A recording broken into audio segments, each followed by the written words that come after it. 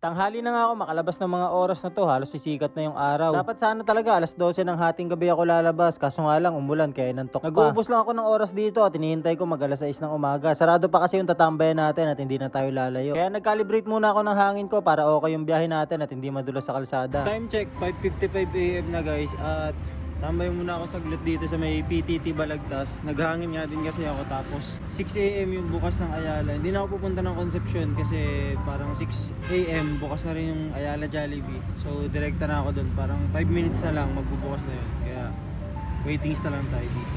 Kaya pagtungtong ng alas 6 ay pumunta na ako agad dito sa may Jollibee Arbo, sa may Ayala Mall Marikina Heights kung saan ako natambay. Bueno naman na may pagkamalas kasi hatak yung pumasok sa ating booking. Hindi naman ganun kalayo pero nakakahinayang lang kasi nandun na tayo nakatambay, hindi pa ayun yung pumasok. Maaga pa nga to kaya marami pang energy at binilisan ko lang mag-deliver. Yung sumunod na booking, tumpak na kung saan tayo nakatambay, ayun yung pumasok. Isang Marikina at isang tawid ng San Mateo. Konti lang naman yung itatawid sa halagang 100 pesos plus. Pagka-drop nung isa dahil malapit lang, yung isa medyo bundok to. Malapit-lapit lang siya kaso mapapatagal dahil lubak-lubak nga yung daanan papunta. Pero okay lang yun, kahit anong terrain naman kakayanin natin, basta kaya ng motor kakayanin din natin. Pagdating ko nga sa Pinya ay nakita ko na kagad tong magagandang view tapos naghintay na lang ako sa kanya. Kaso nga lang nagchat siya na wrong pin daw siya. Sinabi niya naman sa akin yung street na pinuntahan niya tsaka yung resort na tinuluyan nila kaya bumaba na ako doon dahil kabisado ko naman. Wrong pin si customer guys, baba ulit tayo. Dito siya nakapin tapos nagchat siya, mali daw pala. Sa kabilang street pala siya, bali mga 4 na street pa kaya baba muna tayo. Pero okay lang yun, sanay naman na tayo sa ganyan. Let's go! Tama din oh, let's go!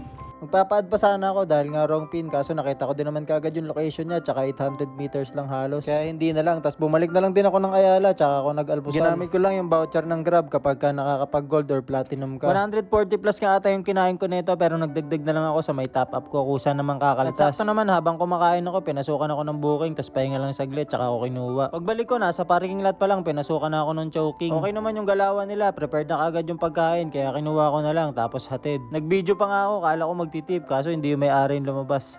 Charot lang. Tulog, planner hours na.